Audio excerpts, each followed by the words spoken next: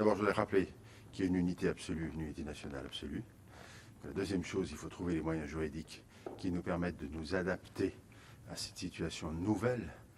Non pas qu'elle ait été méconnue, mais en tous les cas, elle trouve aujourd'hui une forme de concrétisation dramatique, mais que le droit n'est pas suffisamment pertinent pour nous permettre d'anticiper suffisamment à l'avance le traitement de ces situations.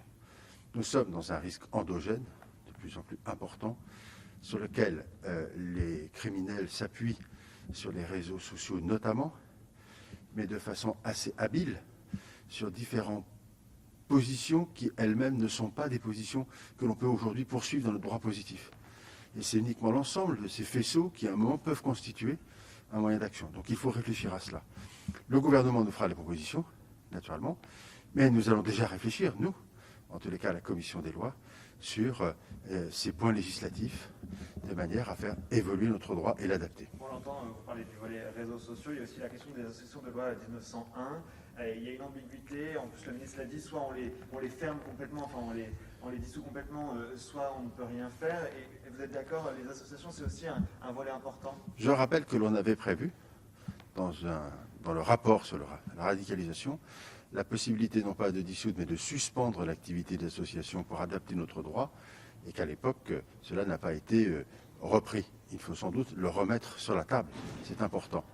Et nous avons différentes difficultés selon que l'on dépend de la loi de 1901, 1905 ou 1907.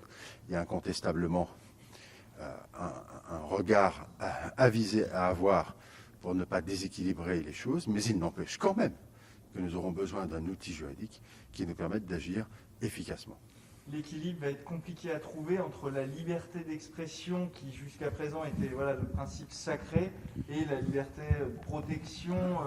Il y a toujours un équilibre délicat à trouver et le Conseil constitutionnel peut être aussi très regardant sur tout ça. Bien sûr que nous savons qu'il y a non pas des fragilités, mais comme vous l'avez dit, des équilibres à trouver.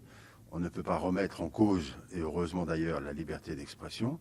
Néanmoins, celle-ci ne doit pas non plus, ou l'usage de celle-ci, de cette liberté, ne doit pas concourir à la commission de crimes, et comme nous avons vécu, comme nous venons dramatiquement de le vivre.